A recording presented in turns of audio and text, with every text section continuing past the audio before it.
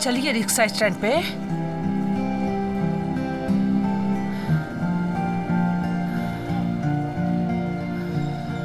क्यों भाई, शिवपुरी कॉलोनी चलोगे क्या? हाँ चलो।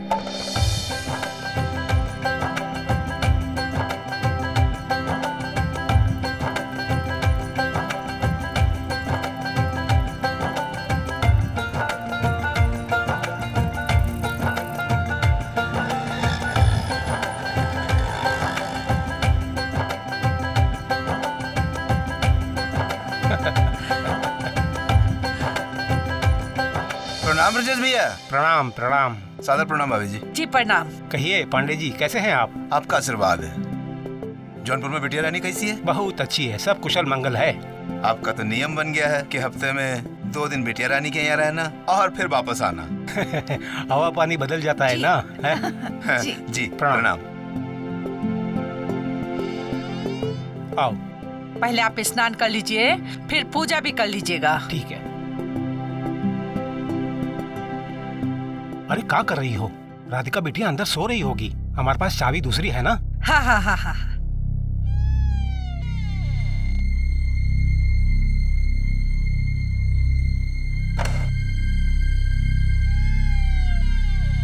ये देखिए, राधिका भी ना कमाल करती है। उसको हमने कहा था कि भगवान के सामने हमेशा दिया जला के रखना, पता नहीं क्या करती रहती है। चलिए। हे भगवान, क्या हाल बना रखा है इसने घर का। राधिका। अरे ये सड़ा हुआ खाना यहाँ पर रखा हुआ है। राधिका। राधिका बेटा। राधिका। राधिका कहाँ चली गई? राधिका। राधिका। राधिका। राधिका मिली? कहीं नहीं मिली, पूरा घर छान मारा। कहाँ चली गई होगी? पता नहीं, वो इस तरह कभी घर छोड़कर जाती नहीं। चलो पड़ोसियों से पूछते हैं। हाँ हाँ चलिए। राधिका। राधिका। अरे गुलाब सिंह, तुमने हमारी राधिका बिटिया को देखा है या नहीं देखा है? नहीं, क्या हुआ? अरे वो घर से गायब है। अच्छा। अरे मंजू, तुमने हमारी पोती राधिका को देखा है क्या? नहीं माँ जी, मैंने 2 दिन से उसको देखा ही नहीं। पता नहीं कहाँ चली गई। हम तो अभी अभी लौटे हैं जौनपुर से। अरे चचा, हाँ। हमारी राधिका बिटिया को देखा है का? नहीं, हम तो नहीं देखे। अरे दादाजी प्रणाम। अरे सुभाष भैया, तुमने हमारी पोती राधिका को कहीं देखा है का? अरे दादाजी, आप लोग तो हर शुक्रवार को घूमने चले जाते हैं। हाँ, आज ही लौट करके आए हैं, मगर वो घर पर नहीं है। बेटा जुगल। जी भैया जी। अरे तुमने दादा की पोती राधिका को देखा क्या? 2 दिन पहले देखा था।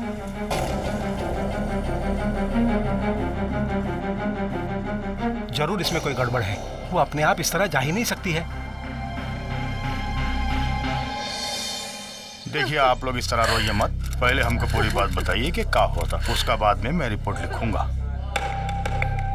इंस्पेक्टर साहब, राधिका हमारी पोती है, हमारे साथ ही रहती है, कॉलेज में पढ़ती है, 2 दिन से लापता है। हम लोग आज ही जौनपुर से लौटे हैं, घर में जाके देखा तो वो गायब थी। लेकिन आप ये कैसे कह सकते हैं कि वो 2 दिन से गायब है? पर घर में खाना पड़ा हुआ है, जस के तस सड़ा हुआ। हमने पड़ोस की दुकान वाले से पूछा तो उसने भी बताया कि आखिर बार उसने शुक्रवार को राधिका को देखा था। ठीक है, आपने उसका कोई फोटो लाए हैं? जी हाँ, ये रही उसकी फोटो। ठीक है, जैसे हमको कुछ पता चलेगा हम आपको बता देंगे। ठीक है जी। नमस्कार, सावधान इंडिया यूपी फाइट्स बैक में मैं पूजा गौर आप सबका स्वागत करती हूँ। उत्तर प्रदेश के मिर्जापुर जिले के बिशापुर इलाके में रहने वाले ब्रजेश और सुमन की पोती राधिका अचानक से गायब हो चुकी थी। दादा दादी हर हफ्ते की तरह अपनी बेटी से मिलने के लिए दूसरे शहर जौनपुर गए हुए थे और हर हफ्ते की तरह 17 साल की कॉलेज स्टूडेंट राधिका घर पर अकेली थी। लेकिन इस बार जब वो वापस लौटे तो राधिका का कोई अता पता नहीं था। और परेशान होने वाली बात इसलिए थी क्योंकि घर की हालत देखकर भी किसी घटना का अंदेशा हो रहा था। अब यहाँ सवाल ये था कि दादा दादी उसके माता पिता यानी कि अपने बहू बेटे को क्या जवाब देंगे। पुलिस में रिपोर्ट लिखवाने के बाद भी राधिका का कोई पता नहीं चला। ये लीजिए, पानी पी लीजिए। 2 दिन हो गए, राधिका का कुछ पता नहीं चल रहा है। पता नहीं कहाँ चली गई वो। मेरी तो समझ में नहीं आ रहा है कि राधिका के माँ बाप को हम क्या कहेंगे और कब तक उनसे ये बात छुपा कर रखेंगे। न जाने पुलिस वाले क्या कर रहे हैं, अभी तो कुछ पता नहीं चला। जाता हूँ, देखता हूँ।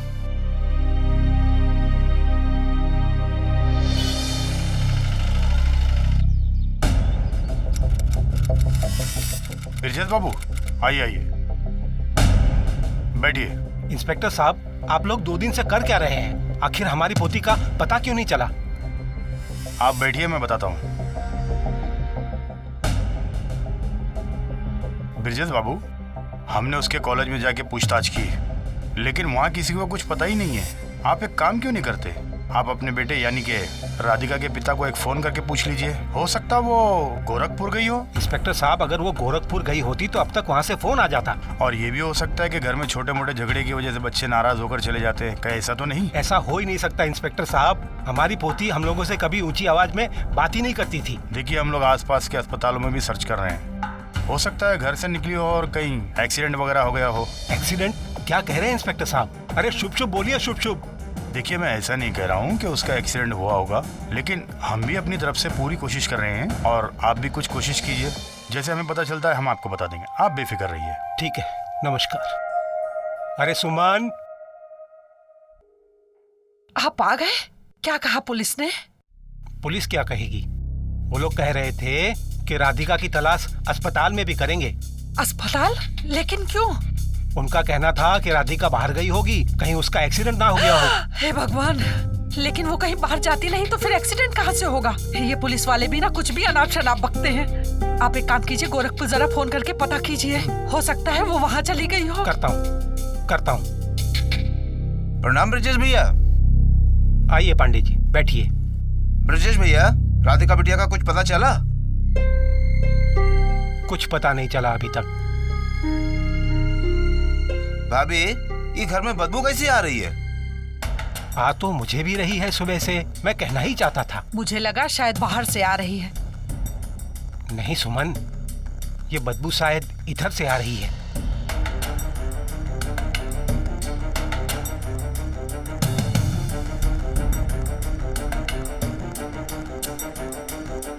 यहीं से आ रही है बदबू? बदबू यहीं से आ रही है? अरे, तुमने स्टोर रूम में सुबेरे झाड़ू नहीं लगाई थी क्या? नहीं, मैं आज सफाई करने ही वाली थी। चलो देखते हैं।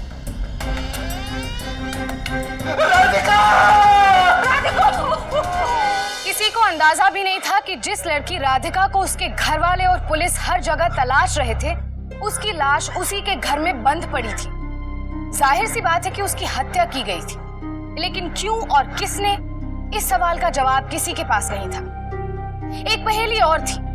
राधिका के दादा दादी के मुताबिक राधिका एक बहुत ही सीधी लड़की थी जो घर से कॉलेज और कॉलेज से सीधे घर आया करती थी। ना तो उसकी कोई सहेली थी और ना ही कोई दोस्त। तो फिर किसने उसकी हत्या की, वो भी उसके घर में घुसकर?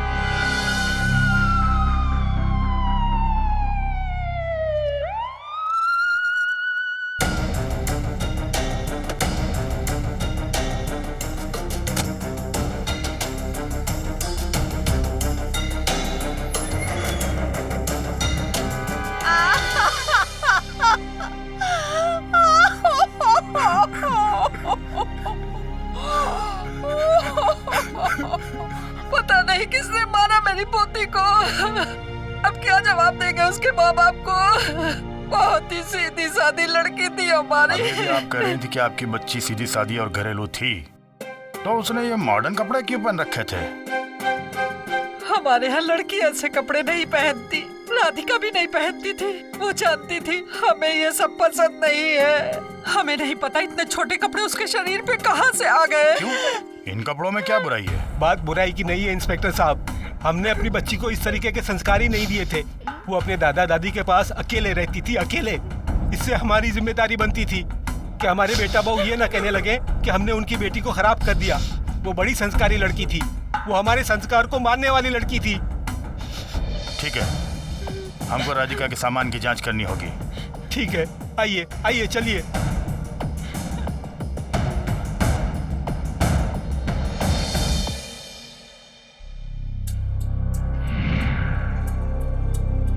ये कपड़े राधिका के नहीं हो सकते। वो ऐसे कपड़े नहीं पहनती थी। लेकिन आप ही ने तो कहा कि कमरा राधिका का है। कमरा राधिका का है पर कपड़े उसके नहीं हैं। सर, ये मोबाइल मिला है। क्या ये फोन राधिका का है? जी। आई लव यू।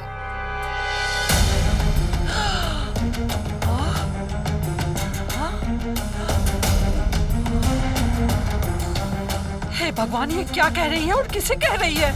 इसी फोन से ये वीडियो रिकॉर्डिंग हुआ है, लेकिन किसका लिए ये पता नहीं, क्योंकि ये स्मार्टफोन नहीं है, इसलिए इसमें इंटरनेट सेवा नहीं है। विजय। Yes sir. इस फोन की सारी डिटेल मुझे चाहिए। Okay sir. हे भगवान, उसने ये सब क्यों बनाया? जाहिर है किसी लड़के के लिए बनाया होगा। आपकी पोती का कोई खास दोस्त है ऐसा? उसे पता था कि लड़कों से मेलजोल हमें पसंद नहीं है। वो खुद किसी लड़के से नहीं मिलती थी। आप लोगों को पसंद नहीं है, इसका मतलब ये नहीं कि उसे भी पसंद नहीं है। आप लोगों का पसंद से ज्यादा मुझे ये जानना जरूरी है कि उसे क्या पसंद है, तभी मैं इस केस को सॉल्व कर पाऊंगा। मैं चलता हूँ। चलिए। जी।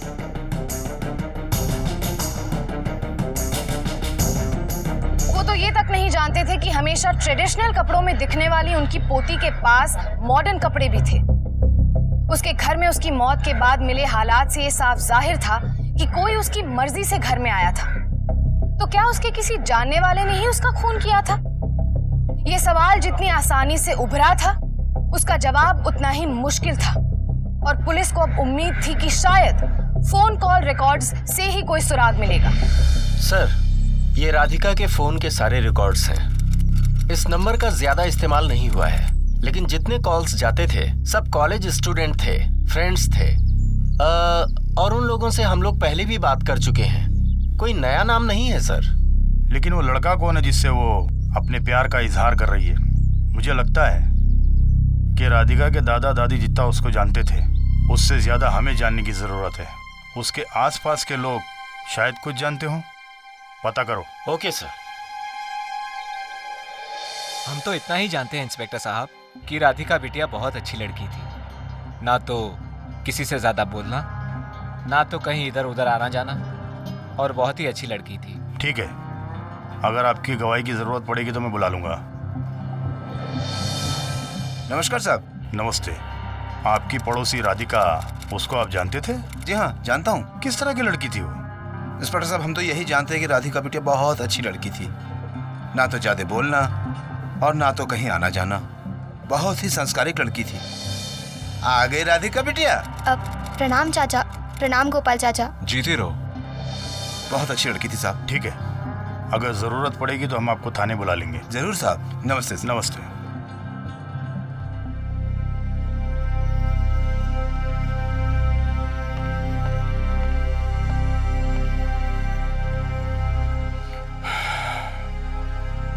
कुछ नहीं मिला विजय,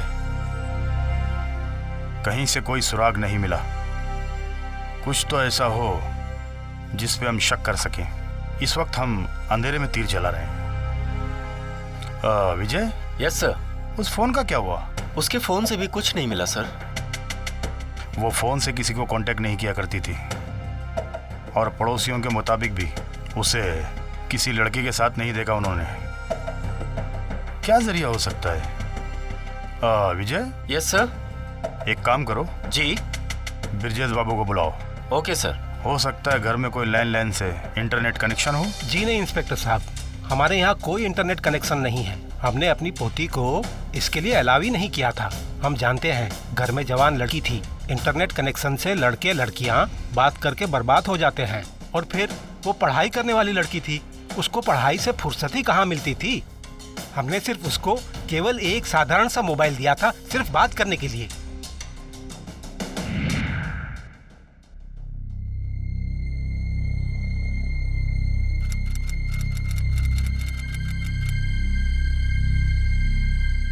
पिताजी, पुलिस वालों ने क्या कहा? पुलिस भी अजीब बात करती है। हमने अपनी पोती को ऐसे संस्कार नहीं दिए कि वो हर किसी से दोस्ती करती फिरे। हमने अपनी पोती को अनुशासन में रहना सिखाया है, अनुशासन में। और पुलिस कहती है कि भला ये कैसे हो सकता है? वो कैसे किसी लड़के से बात कर सकती है? मैंने तो आज तक उसको बात करते हुए किसी लड़के से देखा ही नहीं। अम्मा जी, बेटी तो हमने खो ही दी। पुलिस वालों की वजह से अब हम अपनी इज्जत क्यों खोएं? अब हम चलते हैं। जीते रहो, जीती रहो बेटा।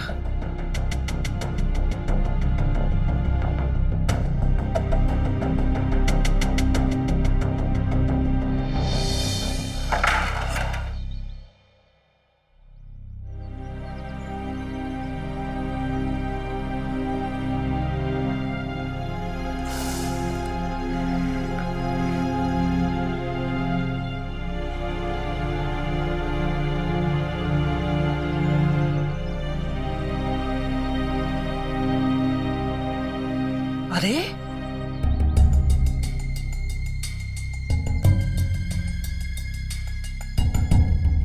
सुनिए,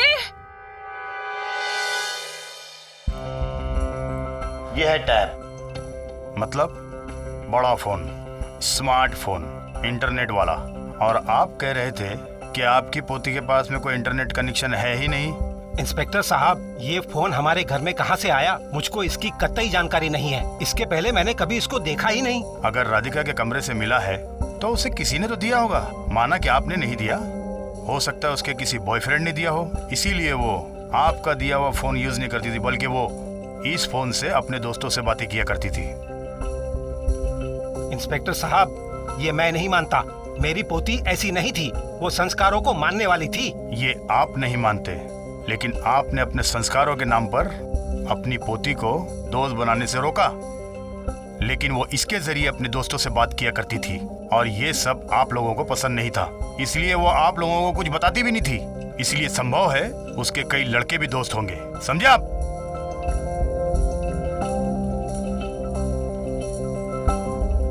विजय। Yes sir. यहाँ ना। सर। पता करो ये फोन कहाँ से और किसने खरीदा है। हर फोन का एक IMEI नंबर होता है, जिससे हमें पता लग सकता है कि ये फोन किस दुकान से और कब खरीदा गया है, समझे? Okay sir. Come on fast.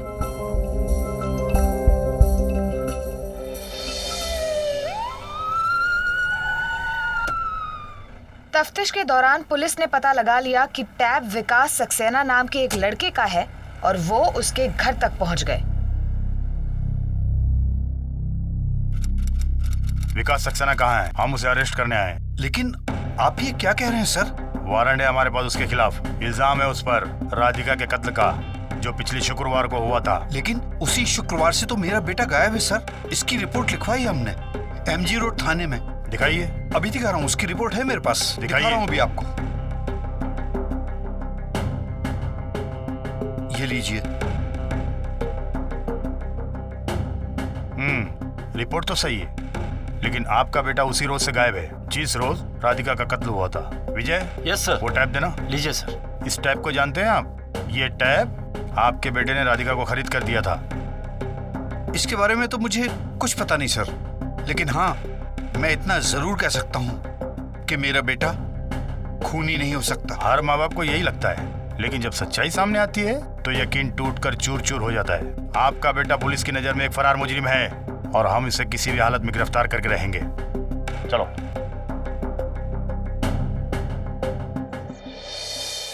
क्यों नहीं मालूम आपको विकास के बारे में? क्यों नहीं मानते आप कि आपकी पोती विकास के साथ इंटरनेट पर बातें किया करती थी? एक लड़का आपकी पोती को टैब गिफ्ट करता है और आप कहते हैं कि आपको कुछ पता ही नहीं। और वही लड़का शुक्रवार की रात को आपके घर में घुस के आपकी पोती का कत्ल कर देता है और आप मानते नहीं। इंस्पेक्टर साहब, मैंने अपनी पोती को सख्त हिदायत दे रखी थी और कह रखा था कि वो किसी भी लड़के से फोन पे बात नहीं करेगी और ना ही किसी से दोस्ती करेगी, वो सिर्फ संस्कारों का। और आप अपने संस्कारों के नाम पर मजबूर करने की बजाय अगर उसकी इच्छा जानने की कोशिश की होती ना, तो आज ये नौबत नहीं आती।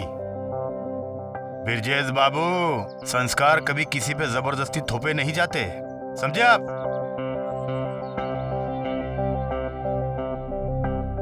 राधिका के दादा दादी इस बात का दावा कर रहे थे कि राधिका कभी भी अपने संस्कार के बंधनों को नहीं तोड़ती थी। वहीं दूसरी तरफ इस बात के सबूत मिल रहे थे कि उसकी एक और दुनिया थी जिससे कि उसके परिवार वाले बिल्कुल अनजान थे। विकास से उसकी नजदीकी और वो टैब इस बात को साबित कर रहे थे कि राधिका सोशल मीडिया के जरिए अपने दोस्तों से बात करती थी। तो असल में कैसी लड़की थी राधिका? तो क्या उसकी ऐसी आजादी पसंद फितरत का उसके खून से कोई रिश्ता था?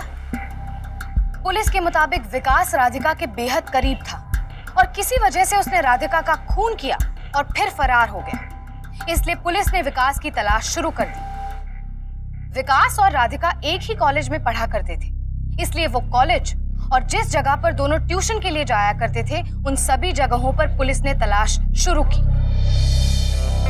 आप लोगों में से किसी ने देखा है इसे? विकास नाम है इसका, इसी कॉलेज में पढ़ता है। नहीं देखा। नहीं पता है सर, आप ट्यूशन में पता करिए। विजय, पता करो ट्यूशन क्लासेस कहाँ हैं। Okay sir. और वहां जाके सबसे पूछताछ करो। जी सर। चलो। राधिका वत्स के कत्ल के बाद से ये लड़का विकास सक्सेना अब तक फरार है। आप लोगों में से कोई बता सकता है कि वो कहाँ होगा? No sir. अगर कोई भी जानकारी विकास के बारे में मिले तो पुलिस स्टेशन आकर आप उसकी इंफॉर्मेशन दे सकते हैं। Okay sir. वाकई नहीं मालूम? नहीं सर, सच्ची में।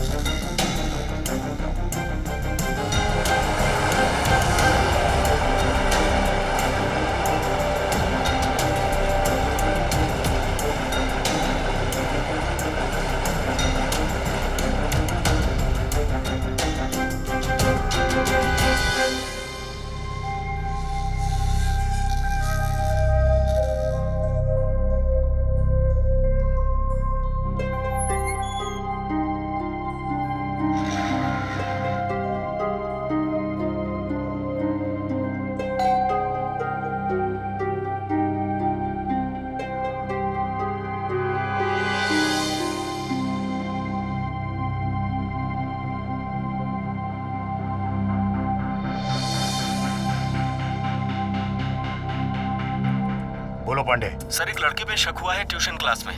वो दूसरे को इन्फॉर्म करने आया हुआ है और वो कॉलेज में भी था सर। ठीक है, लेके आओ दोनों को थाने। बोल, बता क्या बताने गया था तू इसे? बस यही बताने के लिए गया था कि पुलिस राधिका के कातिल को ढूंढ रही है सर। अब तो बता, तुझे क्या बताने आया था ये इतना भाग भाग के? तूने और विकास ने मिलके मारा है ना उसे? नहीं, ये झूठ है। मैंने राधिका को नहीं मारा, बल्कि वो तो मेरी दोस्त थी, सिर्फ दोस्त। विजय। जी सर। जरा टैब लाना। अभी लाया सर। सर, ये देख, इसमें तेरी और राधिका की चैटिंग है। कम से कम तूने 20 बार राधिका को आई लव यू कहा है। जी हाँ क्या? नहीं सर, वो मैं राधिका से प्यार करता था, पर वो विकास के साथ भी घूमती थी और मेरे साथ भी।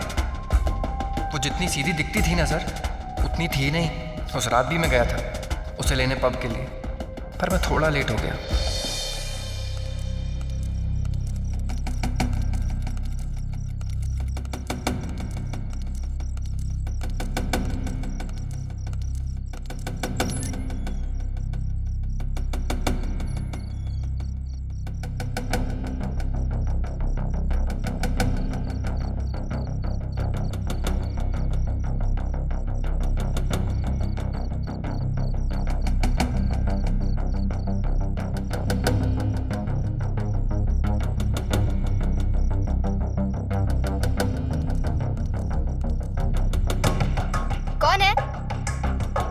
कौन है? क्या हुआ? मुझे लगा वहां पर कोई है। छोड़ो, मेरा वहम होगा। चलते हैं। हाँ चल चल।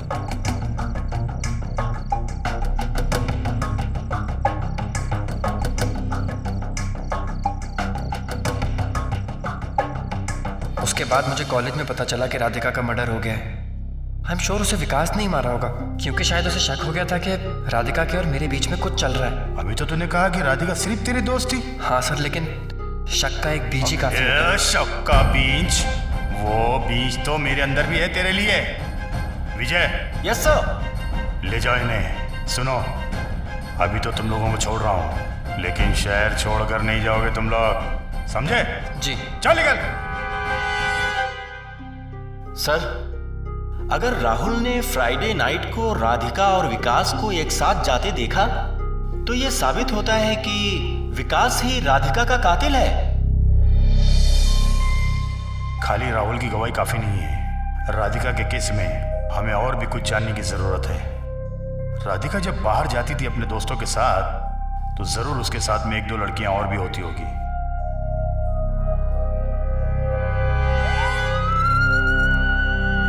साइड हो जाइए, साइड हो जाइए। सर, ये लोग आ गए। आप राधिका के साथ में पार्टी में जाया करती थी? हाँ सर, मैं तो जाती थी, अक्सर जाती थी उसके साथ पार्टी में। कैसी लड़की थी वो? सर, राधिका तो बहुत अच्छी लड़की थी। लेकिन राहुल तो कह रहा था कि वो उससे भी प्यार करती है और विकास से भी। सर, राधिका तो बहुत अच्छी लड़की थी। राधिका तो सिर्फ विकास से प्यार करती थी। पर राहुल ने उसका जीना हराम कर दिया था। विकास बेवजह उस पर शक करता था। अच्छा। ओए, क्या पे राधिका? तू बता, तुम्हारे स्टेटस पे कमेंट करने की उस लड़के ने हिम्मत कैसे की? हाँ? और कौन है राहुल? क्या कर रही हो तुम उसके साथ?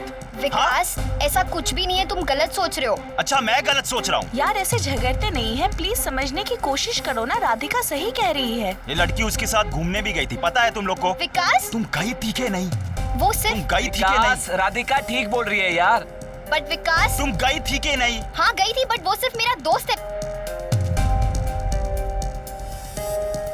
विकास, सर, राधिका तो सिर्फ फ्राइडे और सैटरडे को ही बाहर निकलती थी, क्योंकि उसके दादा दादी बहुत पुराने ख्यालात के थे। वो कभी भी अकेले बाहर नहीं निकलती थी। अगर उसे कहीं जाना भी होता था इन केस, तो वो हमारे साथ ही जाती थी और बड़े चुपके चुपके निकलना पड़ता था उसे, बहुत डर डर के। सर, आपको क्या लगता है राधिका का खूनी कौन हो सकता है? दोनों, राहुल और विकास, दोनों पे शक जाता है। लेकिन विकास इस वक्त गायब है, इसलिए उस पे शक कुछ ज्यादा जाता है। तुम एक काम करो, आसपास के जितने थाने हैं उसका फोटो वहां पे भिजवा दो। Okay sir. अब ये मामला एक लव ट्रायंगल की ओर इशारा कर रहा था, और जब प्रेम में तीसरा कोण शामिल हो जाता है तो उसमें आती है जलन, गुस्सा और बदले की भावना। तो क्या ये क्राइम ऑफ पैशन का मामला था? सच्चाई अब हो न हो विकास ही बता सकता है, जो राधिका की मौत के बाद से फरार हो चुका था।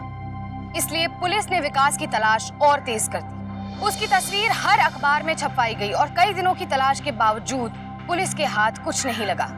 लेकिन कुछ दिन बाद एक और चौंका देने वाली बात पुलिस के सामने आई, जिसे जानने के बाद राधिका मर्डर केस की अब तक की उनकी सारी थ्योरी टूटकर बिखरने वाली थी। हेलो सर, पहाड़ी के पास एक लाश मिली है। क्या? कौन बोल रहा है? झरने वाली पहाड़ी के पास एक लाश है। Hello hello hello.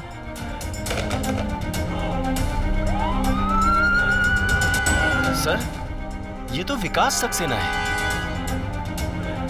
क्या विकास ने राधिका का खून नहीं किया है? पहले तो हमें भी पूरा यकीन था कि राधिका का खून उसे ही ने किया है, लेकिन अब लगता है कि कातिल कोई और है। पता नहीं किसने मेरी पोती को मारा है। भगवान उसे कभी माफ नहीं करेगा। सामान लाया हो माँ जी? रात को जो लिखवाया था वो भी ले आए ना? हाँ हाँ, वो भी लाया हूँ। ब्रिजेश बाबू, अब हम इस केस का तहकीकात नए सिरे से शुरू करेंगे। कातिल चाहे जो भी हो, अब वो बच नहीं सकता। इंस्पेक्टर साहब, एक बात मेरी समझ में नहीं आई कि यदि विकास ने राधिका का खून नहीं किया है तो आखिर किसने किया है? ये तो विकास की पोस्टमार्टम की रिपोर्ट के बाद ही पता चलेगा।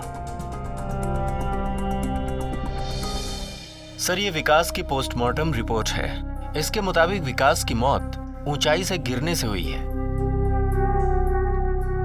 कुछ समझ में नहीं आ रहा विजय कि क्या करें। जिस पर शक था उसकी लाश मिली, अब हमारे पास में कोई लीड नहीं है। सर, एक और बात, ये मुझे विकास के लाश के पास से मिला है। ये तो किसी मोबाइल का टूटा हुआ कवर है, कहीं ये विकास का तो नहीं है? नहीं सर, मैंने चेक कर लिया है, ये विकास का नहीं है। पता करो ये किस मोबाइल का कवर है। Okay sir. इस इलाके में मोबाइल रिपेयरिंग शॉप बहुत कम है। अगर ये हाल ही में टूटा है तो जरूर बदलवाया गया होगा। यही एक रास्ता हमारे पास में है। जी सर। हाँ सुनो भैया। हाँ सर। क्या ये मोबाइल कवर आपके दुकान की है?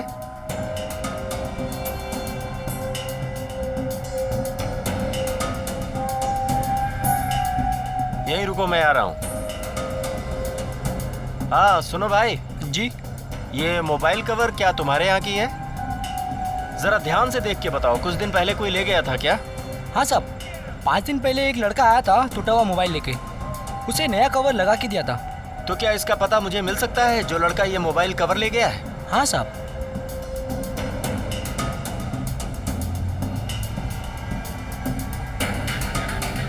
Okay, thank you.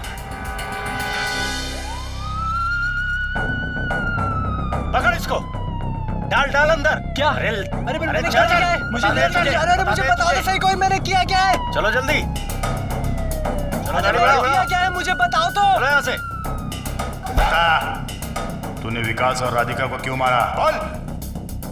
सर मेरा यकीन करिए सर, मैंने किसी को नहीं मारा। तू उसी ट्यूशन में पढ़ता है ना जहाँ पर विकास और राधिका जाते थे, और विकास की लाश के पास तेरे ही फोन का टूटा हुआ कवर मिला। इस बात को तू झुठला नहीं सकता। सर वो फोन का कवर मेरा ही है सर, ये बात सच है। लेकिन सर उस दिन मेरा फोन राहुल वहां लेकर गया था सर, मैं नहीं। राहुल? हाँ सर, राहुल। वो राधिका से प्यार करता था, जबकि राधिका विकास को। पर वो फिर भी चाहता था कि राधिका विकास को छोड़ के उससे राधिका, एक मिनट आओ ना, क्या अकेले हुआ? में बात करनी है। अरे यहाँ पर कहो ना, सबके सामने। क्यों, हम अकेले में बात भी नहीं कर सकते? देखो, मैंने तुमसे अकेले में बात करके देख लिया है, पर उसका कोई मतलब नहीं है। We are just friends, okay? उससे ज्यादा कुछ नहीं हो सकता है। और तुमने ये सब हरकतें की ना, तुम्हारी जो फ्रेंडशिप है ना वो भी खत्म हो जाएगी। प्लीज छोड़ो।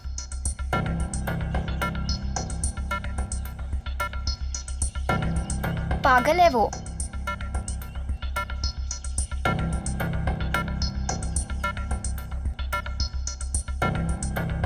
सर ये बात राहुल सह नहीं पाया। बदला लेने के लिए उसने एक तरकीब सोची। सर वो चाहता था कि वो राधिका और विकास की एक वीडियो बनाकर इंटरनेट पे डाल दे सर। उससे राधिका की काफी बदनामी होती सर, बस इसीलिए उस दिन मेरा फोन लेकर गया था Rahul. I love you, Vikas. I love you too. अब एक सेकेंड, क्या हुआ? मैं मॉडर्न कपड़े पहनती हूँ विकास, बट मेरे संस्कार अब तक मरे नहीं हैं। अब तुम्हें इन सब चीज़ों के लिए शादी तक वेट करना पड़ेगा। अच्छा ठीक है, मुझे लगा कि ये सब इतनी कुछ बड़ी बात नहीं होगी तुम्हारे लिए। पार्टीज में जाने वाली लड़कियां तो जनरली। एक मिनट, तुम्हें क्या लगता है पार्टी में जाने वाली लड़कियां खराब होती है? अरे ऐसा बिल्कुल नहीं होता है, ओके? हम बस थोड़ा खुल के जीना चाहते हैं अपनी मर्जी से। अच्छा ठीक है, हक तो कर सकता हूँ ना, राइट? हाँ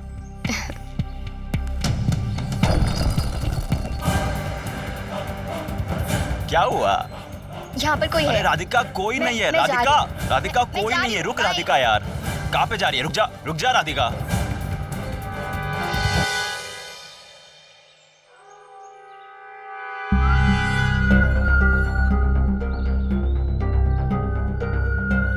अच्छा तो तू था यहाँ? अबे ये क्या कर रहा है? ये घटिया हरकत पे उतर आया तू? हट! ओ विकास! हे भगवान, ये तो खाई में गिर गया। अब मैं क्या करूं? ओह गॉड,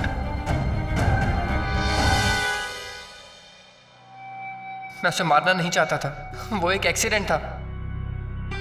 इसलिए मैंने ही आपको फोन करके बताया विकास की लाश के बारे में। तो वो फोन तूने किया था 4 दिन बाद, खुद को बचाने के लिए नहीं बल्कि हमें भटकाने के लिए। तूने सोचा होगा कि विकास की मौत तो एक हादसा साबित हो जाएगी, लेकिन तू राधिका के खून से बचेगा नहीं, इसलिए पहले तूने विकास को मारा, उसके बाद राधिका के घर में घुसकर उसका गला दबाकर उसे भी मार डाला। नहीं सर, ये झूठ है, मैंने राधिका को नहीं मारा। मैं उसके पीछे उसे बताने भी गया था, लेकिन तब तक वो अपने घर में घुस चुकी थी। ये कितने बजे की बात है? करीब 9 बजे की। इसका मतलब तू जानता है कि राधिका की मौत 10 और 12 के बीच में हुई थी, इसलिए 9 बजे का टाइम बता रहा है ना? सर मैं आपको कैसे यकीन दिलाऊं, कैसे बेगुनाही साबित करूं अपनी? मुझे तो अब तक ये भी नहीं पता था कि राधिका का खून कितने बजे हुआ है। सामान लाया हूं माँ जी। रात को जो लिखवाया था वो भी ले आए ना? जी ले आया।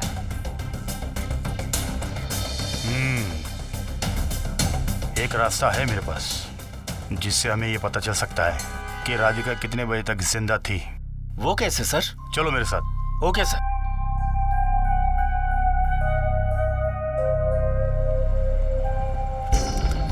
अच्छा मैं बाद में बात करता हूँ। सलाम साहब। सलाम सलाम। आपके पास में वो उधारी खाते वाली बुक है साहब? क्या आप दिखा सकते हैं मुझे? हाँ बिल्कुल दिखा सकता हूँ, ये लीजिए साहब। इसमें देखकर बताइए ब्रिजेश वात के यहाँ शुक्रवार की रात को क्या क्या सामान गया था? शुक्रवार को 2 आइटम गया था, उसके बाद खाने का 4-5 आइटम गया था, उसके बाद नूडल्स का पैकेट गया था। कितने बजे की बात है ये? साहब ये तो टाइम इसमें नहीं लिखा है। हाँ ये मेरा जुगल बता देगा। ए जुगल इधर आ, ये बता, अरे यार वो उस दिन रात को तू वहाँ नूडल्स का पैकेट पहुँचा के कब आया था घर पे? मैं तो उसी रात आ गया था। नहीं तू उस दिन वापस नहीं आया था, तुझे मैंने अगले दिन डांटा भी था।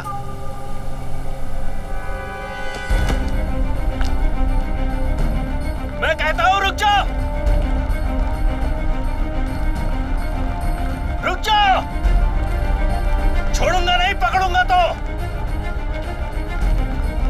अबे रुक, अबे रुक,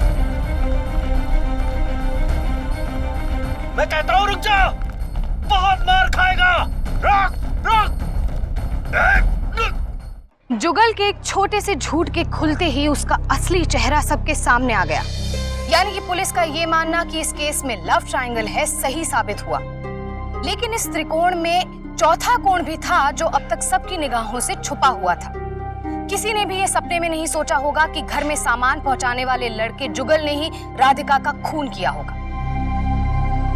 मैं उसे पसंद करता था, रोज देखता था उसे जब वो कॉलेज जाती थी।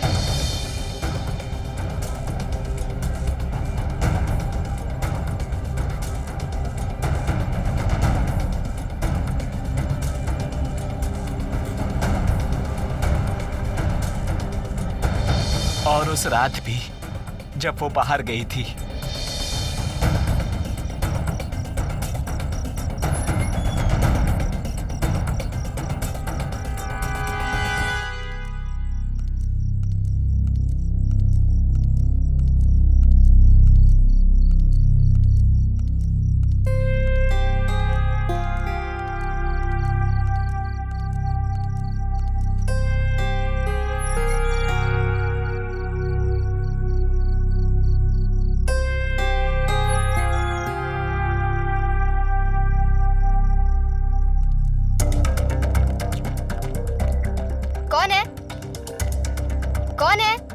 क्या हुआ? अब मुझे लगा वहां पर कोई है। छोड़ो, मेरा वहम होगा, चलते हैं। हाँ चल चल।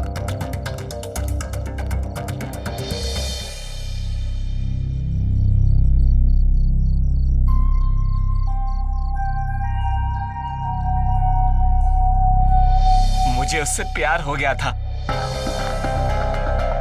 ले आया सारा सामान? जी माँ जी, थोड़ा पानी मिलेगा क्या? हाँ।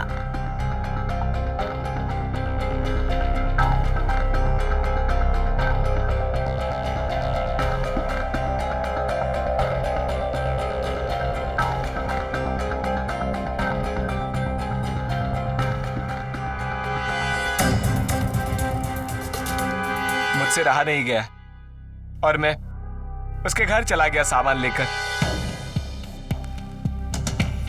लाओ। ये क्या बदतमीजी है? हाथ छोड़ो। हम आपसे प्यार करते हैं राधिका जी। निकल जाओ यहाँ से और दोबारा सामान देने मत आना, वरना शिकायत कर दूंगी। हमारी शिकायत कर देंगी? हम भी बाबूजी को बता देंगे कि हर शुक्रवार आप लड़कों के साथ कहाँ जाती है। बदतमीज हो तुम, निकलो यहाँ से, बाहर जाओ। इस डर से राधिका ने मेरी शिकायत नहीं की, इससे मेरी हिम्मत और बढ़ गई। उस रात 10 बजे राधिका ने फोन करके नूडल मंगवाया, मुझे उसके घर में घुसने का मौका मिल गया। हेलो। हाँ हाँ हाँ हाँ हाँ।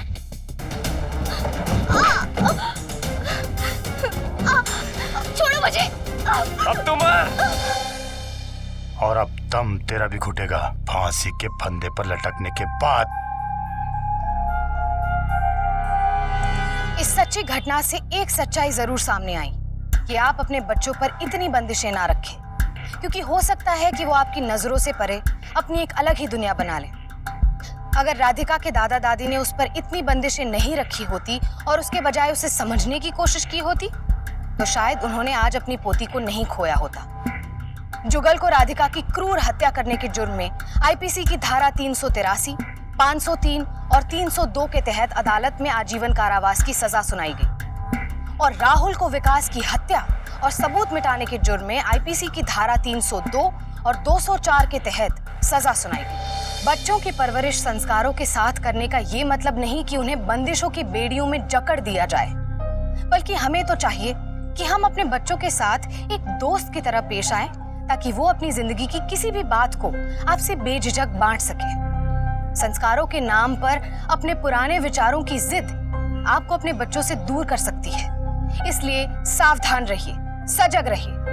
आपसे फिर होगी मुलाकात जुर्म से जंग की ऐसी ही बेमिसाल कहानी के साथ। तब तक सावधान इंडिया, यूपी फाइट्स बैक। जुर्म से जंग जारी है, अब यूपी की बारी है। तो सावधान इंडिया।